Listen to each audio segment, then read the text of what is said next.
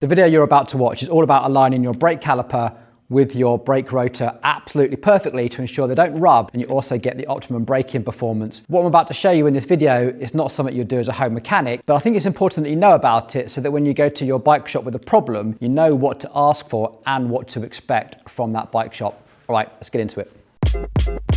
Quite a lot of you have been asking for this. 2, I recognise quite a lot of bike shops don't even have this tool, let alone how to use it. And 3, GCN kind of inspired this video by doing a very short video that if you followed it, you'd probably end up in a right sticky situation. So the very first thing I want to do is ascertain why I'm going to use that tool in the first place. So like anything, when you're going to start cutting, and we are going to start cutting and grinding away at a really expensive carbon frame, you need to know exactly why and how you're going to do it. So what I've done here, I've put some masking tape on and I've taken a measurement of 16 millimeters from here and drawn a line in 16 millimeters from here. This is in the frame fit specifications from SRAM, Shimano, Campagnolo. Flat mount like this should be 16 millimeters to the center line. So I can draw a line through here. I just want to make sure, first of all, that that is actually going to line up with the center line. The next thing I want to work out is, as much as I might have a slant forwards and backwards, left and right, I might also have a difference between one being higher than the other. So what I've got here is just a standard brake mount. I'm just going to use one at a time to see where problems exist. So this is just tightened up on here, and I can slide this round, tighten this down, and I can see here that I have a gap. So this should be a completely flat mount to this. And this is something that you can do at home. It doesn't require anything. It just needs a little bit of thought before you start bolting things together, is to just check. And to confirm that, now I've done it on this side, I can see I have friction here. This is going quite loose. So I know that this front mount is slightly higher than the back mount, but by how much, we're then going to need to measure. Now, even if I just look at these, I can see that these are in a slightly concave configuration, so they're not completely flat. I can see a concave on them. So let's put this back on here. It's taking the 0.23 millimeters, so quite a lot of gap actually. That's significant because if you cut this down too far, what you'll end up is that your brake pads don't perfectly line up with your brake rotors, and then eventually as they wear down, you'll get this little lip starting to form, and that's when you'll start to get loads of brake rub when you're not going two perfectly flat surfaces. There'll be like a little lip that comes out of the brake pad. Having an inconsistency in height is definitely not a cool thing, and having an inconsistency here when you're trying to tighten it down, what'll happen is you'll try and do the rotor and it'll just move to the side, and then your disc rotor will just be impossible to line up. I don't think we have too much of a problem with that. What we do have a problem is the height adjust on here. Right, next thing I'm gonna do is try and get this jig on and line up and then show you how to get everything set up, because this tool is really not a good tool. First thing I'm gonna do is get some blue Dicam on here because I want to know where I've actually cut, what the machine is actually doing. And before I get anything set up, I wanna put this on so it can dry. On the front, we can do exactly the same. So these specialized SL8s actually use their own proprietary brake mount here, but you can see on this one it is absolutely perfect. So we can tighten down one side, and I don't even need to get the feeler gauges in there because I cannot see light through that at all, and it's not warping in the slightest. That is perfect. So front fork perfect, rear of the frame not so much so. This, and I say god-awful tool from Park because it is not an easy tool to use. We got into this early, and there are other tools available, and I think VAR do one, I think Cycloss do one, but we've had this one for a long time, and we're sort of relatively heavily invested in all the sort of the diamond cutters and stuff, so I don't really have any intention to change. The thing we want to do is first of all get the rear axle set up, and to get this block as close to here as possible. Seems counterintuitive, but you don't want this getting in the way. Also, it's a big chunk of aluminium with lots of sharp edges, and this is a nice new frame, so we're going to be very careful not to impact the frame at all. So whenever I do this type of work, there's always someone down in the comments, some sort of armchair mechanic, will go on about what about the warranty, etc. And you're right, if you go through some of the instructions, they'll say if you face a bottom bracket or face a disc brake mount, you might void the warranty. Now, a lot of this has come about because now these brands go direct to consumer. And if you were the consumer taking care of this in your own home and you did it and you messed it up and you tried to go back to Specialized and say, I messed up the brake mounts, will you warranty it? Of course, they're going to say no. Us as a professional shop, we're taking that responsibility. So if I this up, that's on me.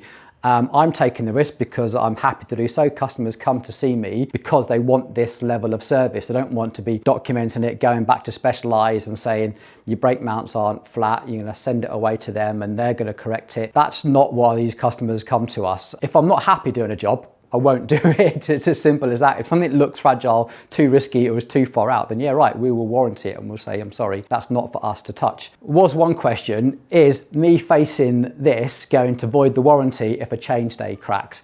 No, you definitely can't prove that whatsoever.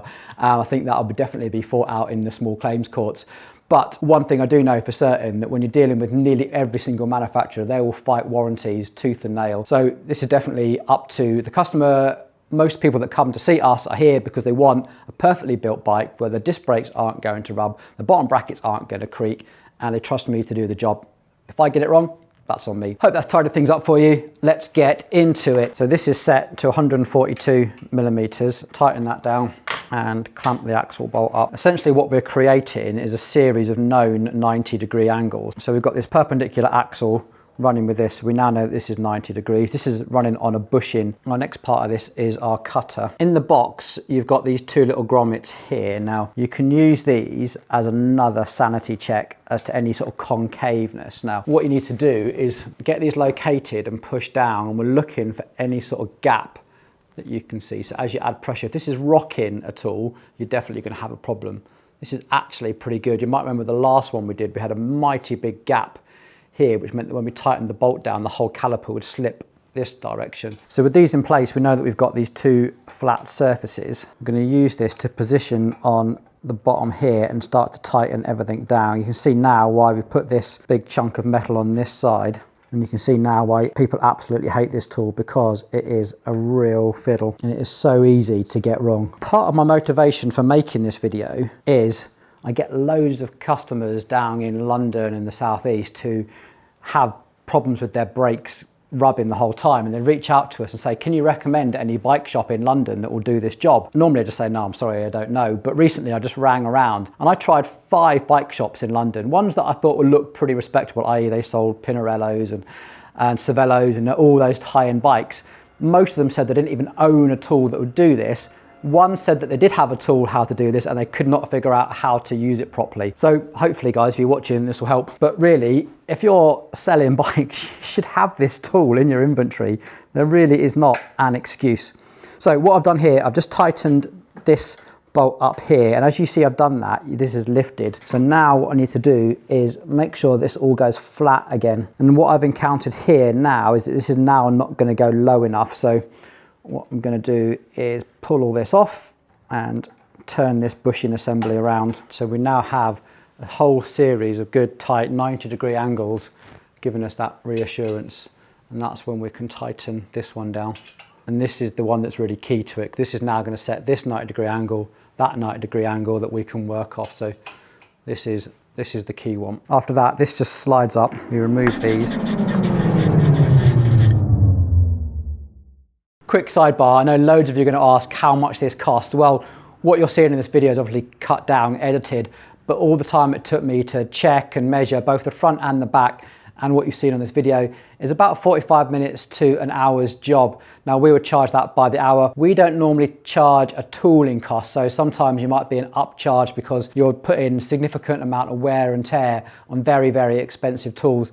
We don't do that. I know lots of other bike shops do, so it might be worth a phone call to check.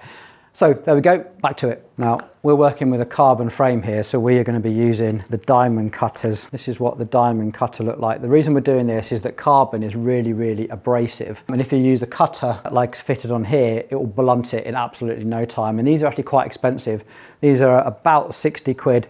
Sending them off to get sharpened is about 20 quid, and you're probably using a carbon frame. If you have to use a cutter, probably only use it about 4 or 5 times before it comes too blunt. So the diamond cutter, these are a couple of hundred quid, but one, they do a significantly better job, especially working with carbon. You've got no risk of catching a fiber if you're using the diamond cutter. So again, if you're going to be doing this sort of work, please get the right tools. They're expensive, but if you're going to be selling expensive bikes, you need expensive tools to work on them. So what we've got now is that all set in place here, this needs to be nipped down. So what I need to check is that I've got enough clearance here that this tool isn't going to impede with this, and I'm happy that all of this is tightened down and flat, flat, flat. So I can now put pressure down in this direction to make sure that we're grinding away at this. And what we're going to do is just apply a little bit of pressure here and just let the tool do the job. So on those first little passes, you can see where the high and low spots are. You can just see we've got the high spot over here, and this is the low spot that we're trying to eradicate just here. So using blue dicam like this, one, you really don't want to be removing too much material, because then you risk compromising this 16 millimeters,